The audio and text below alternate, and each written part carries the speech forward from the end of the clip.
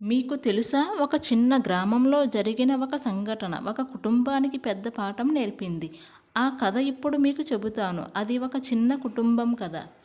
పచ్చని పొలాల మధ్యలో ఒక చిన్న ఇల్లు ఉంది. ఆ ఇంట్లో అమ్మ, నాన్న, ఇద్దరు పిల్లలు సంతోషంగా జీవిస్తున్నారు. ఉదయం సూర్యోదయం అవుతుంది. పక్షుల కిలకిల రాగాలు వినిపిస్తున్నాయి. అమ్మ బయట పొయ్యి మీద తినడానికి వంట చేస్తున్నది. పిల్లలు పరిగెత్తుకుంటూ వచ్చి ఇలా అడిగారు, అమ్మ, ఈరోజు మనం ఏం చేద్దాం అని అడిగారు పిల్లలు.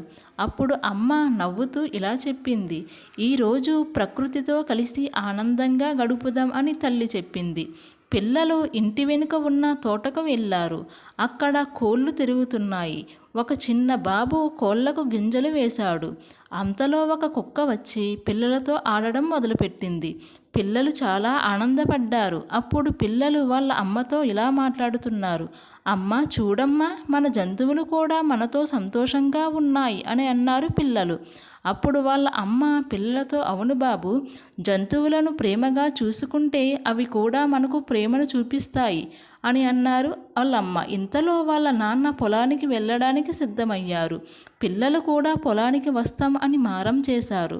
వాళ్ళ నాన్న వాళ్ళని తీసుకుని వెళ్ళి నీటి పంపు ఎలా పనిచేస్తుందో చూపించారు. అప్పుడు పిల్లలు కూడా సహాయం చేశారు. అప్పుడు వాళ్ళ నాన్న పిల్లలకు ఇలా చెప్పారు, పని చేయడం నేర్చుకుంటే జీవితంలో ఎప్పుడూ ఒకరి మీద ఆధారపడం అని వాళ్ళ తండ్రి పిల్లలకు చెబుతున్నారు. ఎంతలో వాళ్ళ అమ్మ మధ్యాహ్నం అయ్యింది. పండ్లు తీసుకొని వచ్చింది. అందరూ చెట్టు నీడలో కూర్చుని తిన్నారు. పిల్లలు గాలిపటాలు ఎగరవేశారు. పువ్వుల తోట మధ్యలో పరిగెత్తుకుంటూ వాళ్ళ చుట్టూ సీతాకోక చిలుకలు ఎగురుతున్నాయి.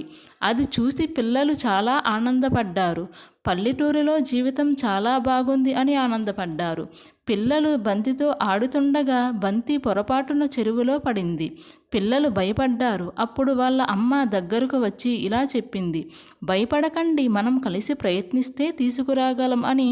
పిల్లలు కలిసి ఒక కర్రతో బంతిని బయటకు లాగారు. వాళ్లకు చాలా సంతోషం వచ్చింది. సూర్యాస్తమయం అయ్యింది. అందరూ ఇంటి ముందు కూర్చుని టీ తాగుతున్నారు. పిల్లలకు వాళ్ళ అమ్మ ఇలా చెప్పింది, చిన్న ప్రయత్నం కలిసికట్టుగా చేస్తే పెద్ద సమస్యలు కూడా సులభంగా పరిష్కారం అవుతాయి అని. పిల్లలు నవ్వుతూ వాళ్ళ అమ్మతో ఇలా చెప్పారు, అమ్మ, ఈరోజు చాలా నేర్చుకున్నాం అని ఆనందంగా చెప్పారు.